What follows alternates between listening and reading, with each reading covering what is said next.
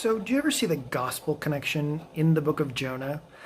Yeah, almost everyone recognizes, like, Jonah being in the belly of a fish for 3 days symbolizes Jesus going into the ground for 3 days. But here's a little bit further. After Jonah comes out, who does he preach this gospel message to? He preaches to the Ninevites. And maybe that was part of God's way of saying that the gospel is going to go out to the Gentiles and not only to the Jews. Because notice, Jonah wasn't exactly happy about this.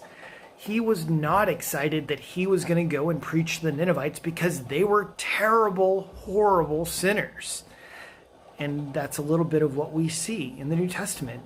Just think about all of the times the Pharisees are complaining, why is Jesus sitting and eating with these sinners? Now I know, those people at the time, they were Jewish and they were terrible sinners.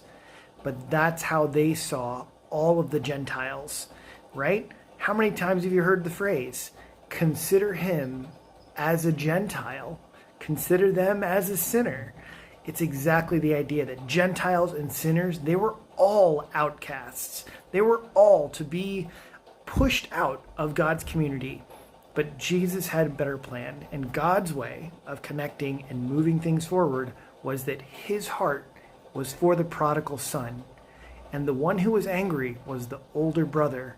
And so maybe Jonah was really the older brother, and everybody else, the lost sinners and the people of Nineveh, were really the prodigal son.